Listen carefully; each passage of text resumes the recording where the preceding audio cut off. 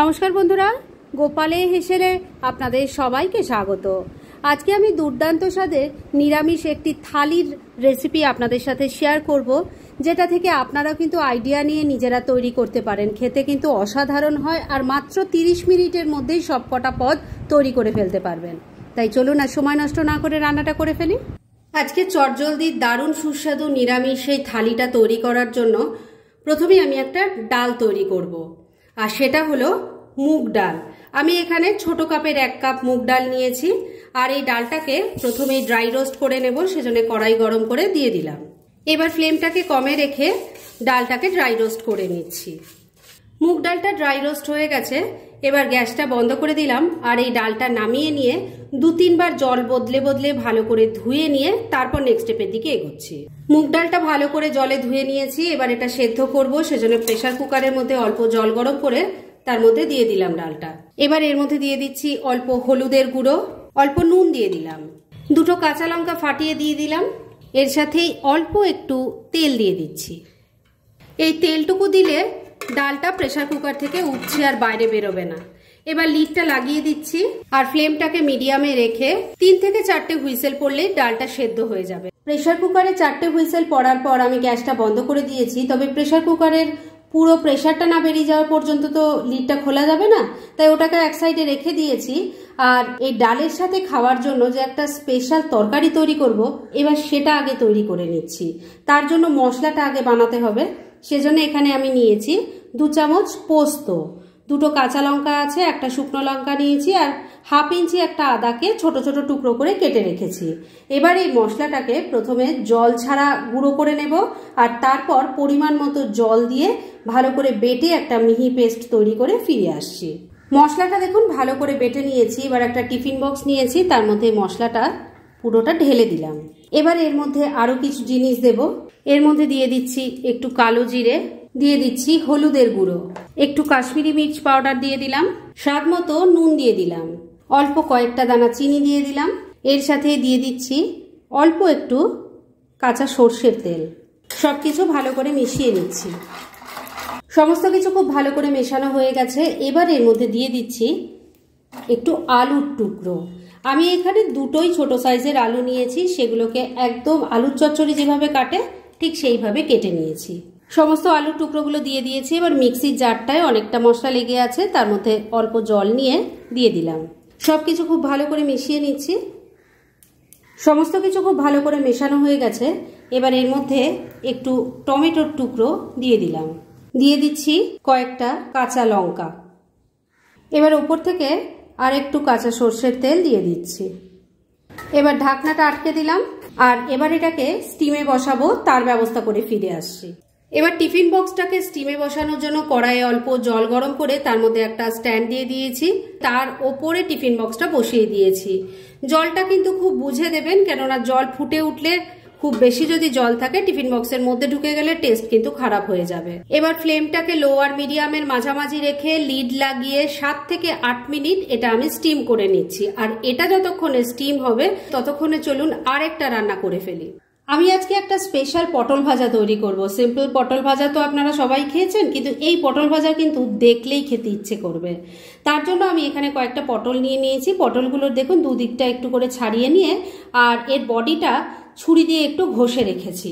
এবার এই পটলটা কাটবো। এই কাটাটাই কিন্তু আসল, যার ফলে কিন্তু পটল ভাজাটা দেখতে খুব সুন্দর হয়। কিভাবে কাটছি সেটা একবার দেখে নিন। আমি কাটার জন্য ছুরি ব্যবহার করছি, তবে আপনারা চাইলে বটি দিয়েও এটা করতে পারেন। একবার ভালো করে দেখে নিন। একদম নিচ থেকে আমি এইভাবে কেটে নিচ্ছি। যতটা পাতলা পাতলা করে কাটা যায় এটা ততটাই কিন্তু দেখতে সুন্দর হবে। আর পটলের বডিটা কিন্তু শক্ত, তাই ছুরি দিয়ে কাটতে গেলে কিন্তু একটু সাবধানে কাটবেন, না হলে আঙুলটা কেটে যাবে। দেখুন একটা দিক আমি খুব ভালো করে কেটে নিয়েছি। এবার এটাকে আবারও ঘুরিয়ে নিয়ে এই দিকটাও সেম ভাবে কেটে নিচ্ছি। দেখুন একটা পটল কিন্তু আমার সুন্দর করে কাটা হয়ে গেছে। কাটার সময় কিন্তু এটা খুব একটা বোঝা যায় না, কিন্তু পটলটা ভাজা হওয়ার পর বুঝতে পারবেন এটা কত সুন্দর দেখতে লাগছে। আর পরিবেশন করতেও কিন্তু এরকম পটল ভাজা খুব ভালো লাগে। যাই হোক, এবার সবকটা পটল আমি এইভাবে কেটে নিয়ে তারপর নেক্সট স্টেপের দিকে এগোচ্ছি। সব কটা পটল ভালো করে কেটে নিয়েছি, আর পটল কাটার আগেই কিন্তু আমি খুব ভালো করে ধুয়ে নিয়েছিলাম। এবার তাহলে চলুন এটাকে ম্যারিনেট করে নিই। ম্যারিনেট করার জন্য পটলগুলোর মধ্যে প্রথমেই হলুদের গুঁড়ো দিয়ে দিলাম, এবার স্বাদ মতো নুন দিয়ে দিলাম। এবার পটলগুলো ভালো করে নুন হলুদ দিয়ে মাখিয়ে নিচ্ছি। পটলগুলো নুন হলুদ দিয়ে ম্যারিনেট করে নিয়েছি, এবার এগুলো ভেজে নেব। সেজন্য কড়াইয়ে তেল গরম করে নিয়েছি। এবার পটলগুলো ভেজে নেব, তাই তেলে দিয়ে দিচ্ছি। প্রথম ব্যাচের এই কয়েকটা পটলই আমি ভাজার জন্য বসিয়েছি। এগুলোকে এবার মিডিয়াম ফ্লেমে রেখে লাল লাল করে ভেজে নিতে হবে। তবে এগুলো ভাজারও কিন্তু একটা কায়দা আছে, সেটা পটলটা একটু হালকা ভাজা হোক, তারপর আমি দেখিয়ে দেব। পটলগুলো হালকা ভাজা হয়েছে, এবার আমি দেখিয়ে দিই কিভাবে এটা ভাজতে হয়, মানে এর পাতার মতো যে দেখতে হবে সেটা কিভাবে দেখতে হবে। দেখুন এইভাবে এটাকে প্রেস করে করে ভাজতে হবে, তাহলে কি হবে, এর যে পাতার মতো যেটা কাটা হলো সেটা বেরিয়ে যাবে, আর এই পটলটা ফ্ল্যাট টাইপের হয়ে যাবে। ভাজা হলে দেখতে অসাধারণ লাগবে। প্রথম ব্যাচের পটলগুলো উল্টে পাল্টে লাল লাল করে ভেজে নিয়েছি। এবার এগুলো সবকটা আমি তুলে নিচ্ছি, আর বাদ বাকি যে পটলগুলো আছে সেগুলোও সেম এইভাবে ভেজে নিচ্ছি। সমস্ত পটল ভাজাগুলো ভেজে তুলে নিয়েছি। এবার আবার কড়াইটা পরিষ্কার করে অল্প একটু তেল গরম করে বসিয়ে দিয়েছি, কেননা এখন ডালটা সম্বাদ দেব। এই তেলের মধ্যে প্রথমে দিয়ে দিচ্ছি অল্প একটু গোটা জিরে, দিয়ে দিচ্ছি একটা তেজপাতা, একটা শুকনো লঙ্কা, অল্প একটু হিং দিয়ে দিলাম, দিয়ে দিচ্ছি গোটা গরম মশলা, তার মধ্যে আছে 2-3টে এলাচ, 2-3টে লবঙ্গ আর একটা দারচিনি। এবার সবকিছু মিশিয়ে ফোড়নটাকে একটু ভাজা ভাজা করে নিচ্ছি। ফোড়নটা ভাজা ভাজা হয়ে গেছে, এবার এর মধ্যে দিয়ে দিচ্ছি 1 চামচ আদা বাটা। এবার এর মধ্যে একটু গুঁড়ো মশলাও দিয়ে দেব। দিয়ে দিচ্ছি হলুদের গুঁড়ো, ছোট চামচের 1 চামচ জিরের গুঁড়ো দিয়ে দিলাম, আর অল্প একটু কাশ্মীরি রেড চিলি পাউডার দিয়ে দিলাম। স্বাদ মতো নুন দিয়ে দিচ্ছি, তবে নুনটা দেওয়ার আগে খেয়াল রাখবেন ডাল সেদ্ধ করার সময়ও কিন্তু নুন দেওয়া ছিল। মুগ ডালে একটু কিন্তু মিষ্টি না দিলে টেস্টটাই খোলে না, তাই অল্প একটু চিনি দিয়ে দিলাম। অল্প একটু জল অ্যাড করছি, না হলে মশলাটা কষানো যাবে না। এবার সবকিছু মিশিয়ে মশলাটাকে খুব ভালো করে কষিয়ে নিচ্ছি। বন্ধুরা, আপনারা আমার রেসিপি দেখার সাথে সাথে আমার ফেসবুক পেজ গোপালের হেসেল, তাতেও ভিজিট করতে পারেন। ডেসক্রিপশন বক্সে লিংক দেওয়া আছে। মিনিট 2 সময় নিয়ে মশলাটাকে খুব ভালো করে কষিয়ে নিয়েছি। এর থেকে এখন তেলটা সেপারেট হয়ে গেছে। এবার সেদ্ধ করে রাখা মুগ ডালটা ঢেলে দিলাম, ভালো করে মিশিয়ে নিচ্ছি।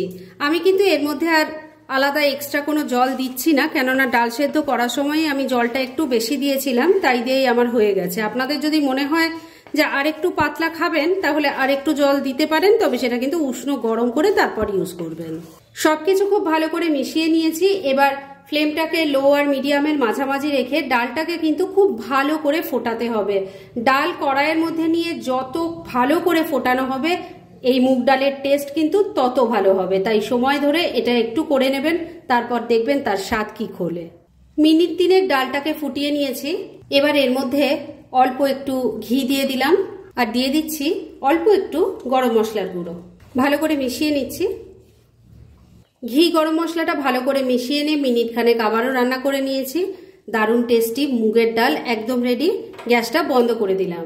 এবার এটাকে এক সাইডে রেখে দিচ্ছি, আর ওদিকে কিন্তু তরকারিটা হচ্ছিল, আমি গ্যাসটা বন্ধ করে দিয়েছি। ওটা এবার কেমন হলো সেটাও একবার দেখিয়ে দিই।